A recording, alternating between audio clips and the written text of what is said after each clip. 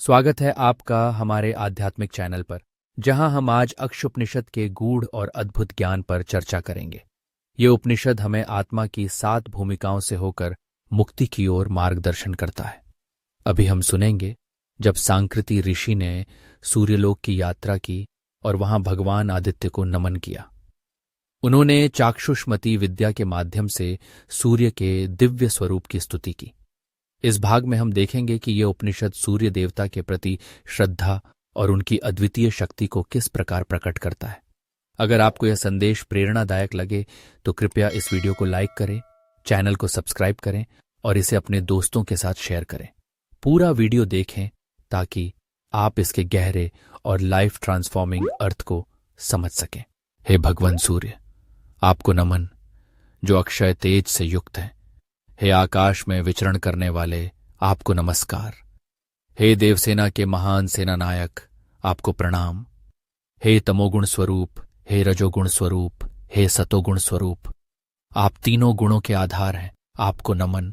हे प्रभो, असत्य से सत्य की ओर ले चलो, अंधकार से प्रकाश की ओर ले चलो, मृत्यु से अमरत्व की ओर ले चलो। आप ही वह हंस रूपी परमात्मा हैं जो पवित्र हैं, अनेक रूपों में प्रकट होते हैं। आप ही संपूर्ण विश्वरूप हैं, ज्ञानस्वरूप अग्नि हैं, स्वर्णमयी ज्योति से दीप्त हैं और तप्त तेजस स्वरूप हैं। आप सहस्रों किरणों से युक्त हैं, अनेकों रूपों में स्थित हैं और समस्त प्राणियों के लिए प्रकट होते हैं। यही सूर्य हैं।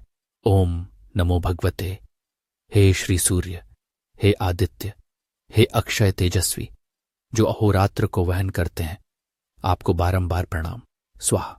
इस प्रकार जब चाक्षुषमती विद्या से श्री सूर्य नारायण की स्तुति की गई तो वे प्रसन्न होकर बोले, जो ब्राह्मण इस चाक्षुषमती विद्या का नित्य अध्ययन करता है उसे नेत्र रोग कभी नहीं होता, उसके वंश में कोई जन्म से अंधा नहीं होता, और यदि वह इस विद्या को 8 ब्राह्मणों को सिखा देता है तो उसे विद्या की सिद्धि प्राप्त होती है।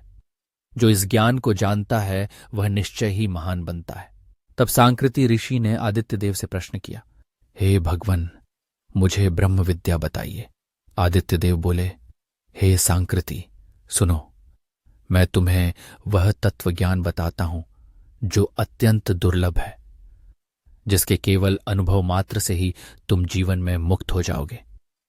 यह संपूर्ण जगत वास्तव में एक ही है, अजन्मा, शांत, अनंत, अचल और अविनाशी। जो इसको भूतों के सारभूत चैतन्य स्वरूप रूप में देखता है वह भीतर से पूर्ण शांत होता है और अपने भीतर ही परम सुख से स्थित रहता है। सच्चा योग वह है जो अव्याख्येय हो, शब्दातीत हो, जहां चित्त का पूर्ण क्षय हो जाता है और जो किसी कृत्रिम अभ्यास से नहीं आता। ऐसे योगस्थ पुरुष को चाहिए कि अपने कर्तव्यों का निर्वाह करता रहे, किंतु उनके प्रति कोई आसक्ति या रस न रखे या फिर उन्हें त्याग ही दे। जिसके भीतर की वासनाएं धीरे धीरे क्षीण हो जाती हैं, वह अंतर्मन में एक प्रकार की वैराग्य की स्थिति को प्राप्त करता है। फिर वह बाह्य क्रियाओं में भी उनकी सौंदर्य रूपता के बीच प्रतिदिन आनंद से विचरण करता है। जो सांसारिक जड़ और स्थूल गतिविधियों में प्रवृत्त नहीं होता, वह उनमें सदैव संदेहशील रहता है। वह कभी आडंबर नहीं करता, न मर्म स्थलों पर चोट करता है, बल्कि पुण्य कर्मों का आश्रय लेकर अपने जीवन को पावन बनाता है। वह व्यक्ति ऐसा होता है जो किसी को उद्वेग में नहीं डालता। उसके कर्म मृदु होते हैं, कोमल होते हैं। वह पाप से सदा डरता है और भोग की कोई अपेक्षा नहीं रखता।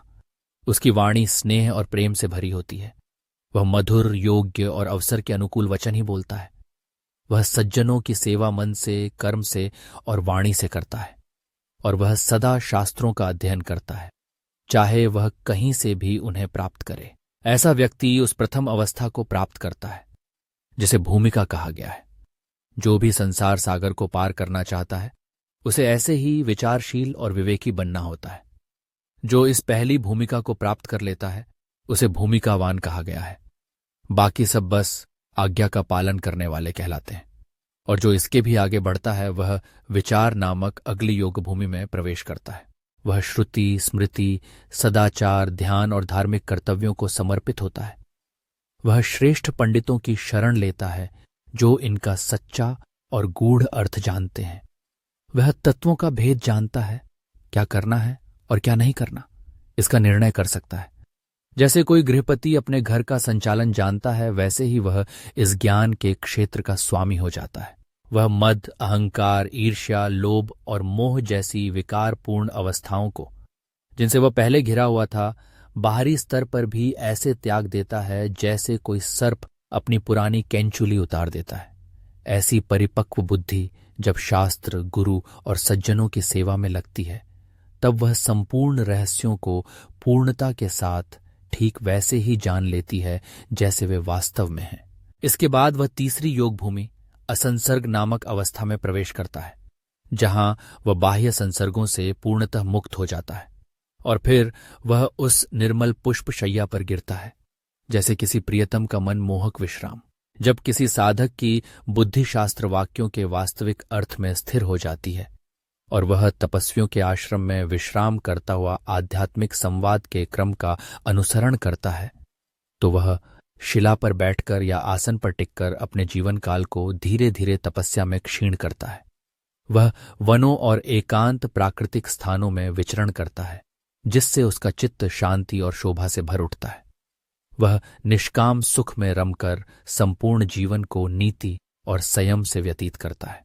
शास्त्रों के अभ्यास और पुण्य कर्मों की निरंतरता के कारण उसके भीतर सत्य की दृष्टि प्रकट होती है और वह वस्तु को जैसे वह है वैसा ही देख पाता है। तीसरी योग भूमि को प्राप्त कर लेने पर वह जागरूक हो जाता है और आत्मानुभूति को प्रत्यक्ष अनुभव करता है। अब उसके सामने संसर्ग के दो प्रकार प्रकट होते हैं। इन दोनों का भेद मैं तुम्हें बताता हूं। असंसर्ग दो प्रकार का होता है, एक सामान्य और दूसरा श्रेष्ठ। जब कोई यह जान लेता है कि मैं न करता हूं, न भोगता, न बाधित होता हूं, न किसी को बाधित करता हूं, तो यह सामान्य असंगता कहलाती है। वह जानता है कि जो कुछ भी हो रहा है वह पूर्व कर्मों के कारण है या ईश्वर की इच्छा से है। तो फिर उसमें मेरी क्या भूमिका है? अगर सुख है या दुहक है तो वह किसके कारण? उसमें मेरा क्या कर्तृत्व? भोग हो या अभाव, समृद्धि हो या गहरी विपत्ति, मिलन हो या वियोग, शारीरिक रोग हो या मानसिक कष्ट, ये सब केवल बीतने के लिए है। काल निरंतर परिवर्तनशील है, हर वस्तु को क्षण क्षण में बदलता जा रहा है।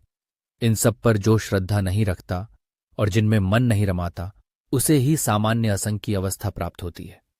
इस क्रमिक योग मार्ग और महापुरुषों की संगति से वह इस भाव को दृढ़ता से धारण करता है कि मैं करता नहीं हूं, ईश्वर ही करता है, या फिर सब कुछ पूर्व कर्मों द्वारा निर्धारित है।